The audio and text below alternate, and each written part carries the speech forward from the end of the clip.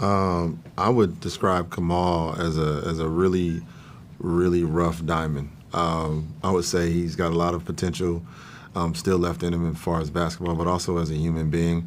And you see that over the course of the movie. But when we first interact with him, you see that he's a really really rough, unpolished gem. Honestly, they're both at the same intersection in life. They both lost a lot. They've both gone through a lot, and they're trying to like regain sense of self. Basketball is really more of a metaphor for them in this movie. Well, I knew they needed someone white, so I said, you know what? I'm in. But it actually took a lot of training, and I want to give a big shout out to my trainer, Khalid, who literally traveled the country with me while I was on tour prior to the movie, and we would find gyms after the show late at night and get in and work on my left hand and work on my jumper. So a lot of hours were put in, so I just want to give a big shout out to Khalid for getting me as right as he could, because I'm challenged, man. I have some natural things that give me limitations, but we found a way. But you really can dunk, though. Well said.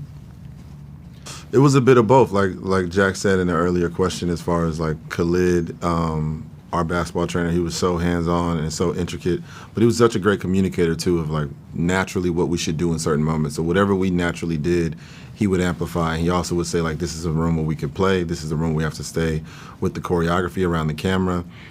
So it really was a bit of both, and that was a large part of our rehearsal and preparation, was to get a flow, not just with ourselves as basketball players, but also the flow of chemistry that we needed to have as well. The biggest thing that I think this movie is like the original for is because we took a lot of time to make sure that we went and recaptured some of the beautiful parts of locations. We shot in some really historic locations that you see in the first one. And I also think the fact that they were so true to what was going on in '92, and we're still very true to what's current to today, is how we bring that synergy together. But making sure that we historically looked at spaces in the movie that people would say and go, I identify, or characters from certain aspects of Venice Beach where you go, oh, they were in the original. I think that's how they're both similar and different. There's a lot of good moments, man. Sheesh, that's a great question. I'll put it to you like this. The whole thing was just a wonderful chance to get to know a talented group of people.